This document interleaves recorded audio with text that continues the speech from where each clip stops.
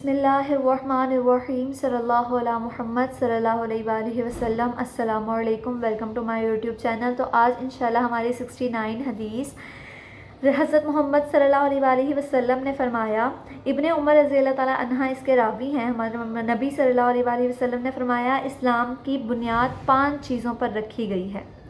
پہلا، گواہی دینا کہ اللہ کے سوا کوئی معبود نہیں ہے اور ہمارے نبی صلی اللہ علیہ وآلہ وسلم اللہ تعالیٰ کے رسول ہیں۔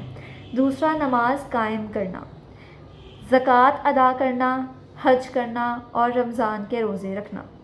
پہلی تو الحمدللہ ہم سبھی کرتے ہیں کہ ہم تمام مسلمان اس بات کو مانتے ہیں کہ اللہ تعالیٰ کے سوا کوئی معبود نہیں ہے اور بے شک ہمارے نبی صلی اللہ علیہ وآلہ وسلم اللہ تعالیٰ کے رسول ہیں۔ دوسری چیز جو ہے نماز قائم کرنا۔ نماز قائم کرنا ہمارے لیے اتنا ہی ضروری ہے جیسے وہ ہماری زندگی کا ایک حصہ ہو۔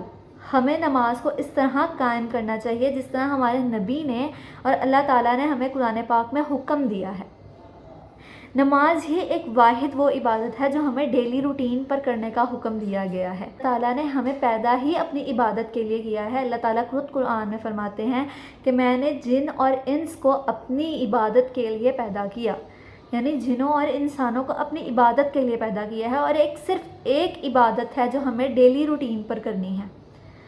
ہمیں اللہ تعالیٰ نے یہ نہیں کہا کہ حج بھی روز کرنا ہے، زکوٰۃ بھی روز ادا کرنی ہے، روزے بھی پورا سال رکھنے ہیں۔ اللہ تعالیٰ نے فرمایا ہے کہ جس شخص نے جان بوجھ کر نماز قضا کی اس کا نام جہنم کے دروازے پہ لکھ دیا جاتا ہے۔ تو ہمیں اپنی نمازوں کو چھوڑنا نہیں چاہیے، ہم نماز قائم کرنی چاہیے، نماز کو چھوڑ کر پڑھنا درست نہیں۔ زکوٰۃ ادا کرنا، زکوٰۃ سال میں ایک دفعہ ادا کرنی ہوتی ہے۔ اس سے یہ ہوتا ہے کہ اللہ تعالیٰ آپ کے جتنا بھی آپ کے پاس مال ہوتا ہے اللہ تعالیٰ اس کو پاک کر دیتے ہیں۔ اب یہ نہیں کہ آپ اس کو حرام طریقے سے کمائیں، اس میں سے زکوٰۃ نکال دیں، تو ایسا نہیں ہونا چاہیے۔ ہم اس کو حلال طریقے سے کمائیں گے لیکن اللہ تعالیٰ پاک کر دیتے ہیں اور اس میں برکت ڈال دیتے ہیں۔ اس سے یہ ہوتا ہے کہ آپ جو خرچ کرتے ہیں وہ بھی حلال چیزوں میں خرچ کرتے ہیں، آپ اس کو حرام میں نہیں لگاتے۔ حج کرنا، جن پر فرض نہیں ہوتا، یعنی جو اس قدر استطاعت نہیں رکھتے حج کرنے کی، تو ان پر اس رکن کو ادا کرنا اللہ تعالیٰ نے فرض نہیں کیا۔ رمضان کے روزے رکھنا، رمضان کے روزے سال میں 1 مہینہ رکھنے ہوتے ہیں، تو اللہ تعالیٰ نے فرمایا کہ باقی عبادات کے ثواب تو میں نے رکھے ہوئے ہیں لیکن روزہ وہ واحد عبادت ہے جس کا ثواب میرے ذمے ہے اور میں اس کو خود دوں گا۔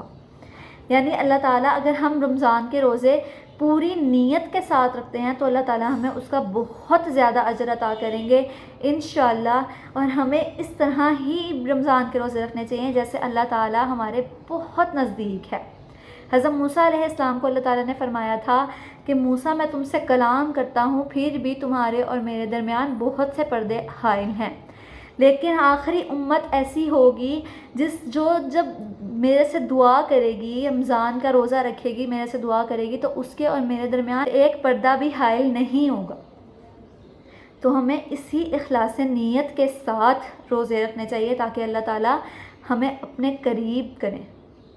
ٹھیک، تو یہ تھا ہمارا آج کا ٹاپک۔ ملتے ہیں انشاءاللہ نیکسٹ ویڈیو کے ساتھ۔ السلام علیکم۔